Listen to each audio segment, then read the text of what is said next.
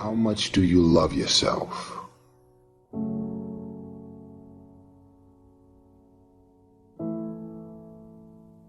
Because if you understand the value of self-love, you'll never be friends with those type of people. Most of the people out here are running around empty. They have no sense of self, no sense of self-love. When I say self-love, it has nothing to do with celebrity, money, materialistic things, and all of the things that your negative mind could probably go to. It has nothing to do with self-love. It has nothing to do with looks, nothing to do with cars and any of the superficial things that one would assume that could make you love yourself even more.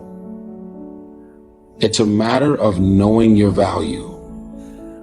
It's a matter of you saying, I don't have to be around these people in these type of environments and situations in order for me to finally see the value in myself. I love me independent of you loving me. I believe in me. I know my self-worth. I am here and I have a purpose.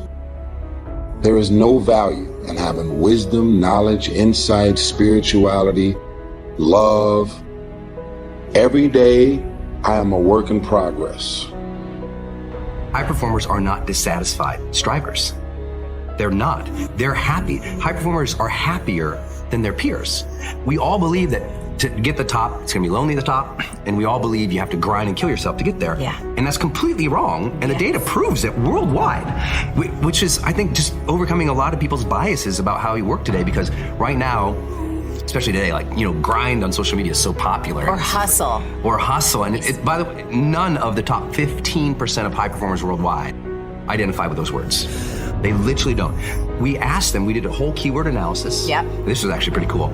And high performers explicitly say, these are the three driving feelings. If we said there was a high performance state, it's driven from these three things. Number one, full engagement. Yes. Number two, joy. Yes. And number three, confidence. Yes. That's what they relate with, okay? That's where it's coming from. It's a joyous journey, not a dissatisfied one. And I had this conversation in the book because I kind of maybe frame it this way. Each of these chapters opens with a vignette of somebody I worked with or a situation that I was in that demonstrated high performance. In this particular situation, I'm walking on a stage, thousands of people, after a very famous musician was out there and was telling the audience that person's secret to success, remember, thousands of people. Yes. Their secret to that person, their whole speech, their secret to success was never settle. Never settle. Nothing is enough. Never settle. And never be satisfied. Never be satisfied. Always demand more. And I'm like, oh, my second slide, which was gonna be on Jumbotrons in like 80-point text, was strive satisfied. I'm like, oh, I'm gonna have to dispel this for all these thousands of people. I was totally freaked out. Yeah. But what I had to explain to people was not only the data, but it's this.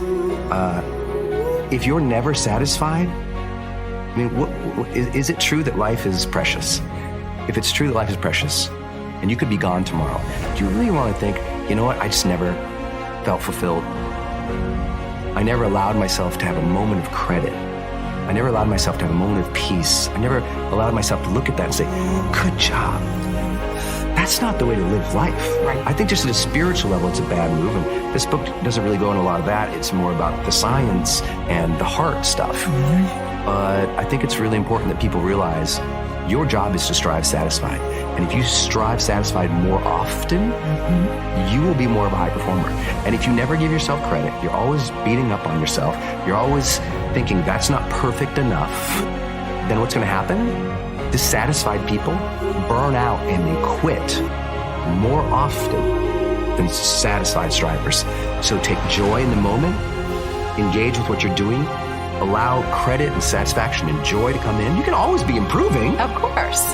But be improving joyfully. Yes. And if you're improving joyfully, then you're learning, you feel curious, you feel engaged, the joy is there, you'll get more confident because you're like, I'm gonna learn through this anyway, this is gonna be great. Because this thing is all over social media right now, like, grind, work, whatever. And I'm like, it's popular, and I see why that happens, and I see why it's catchy. It's just not scientifically valid.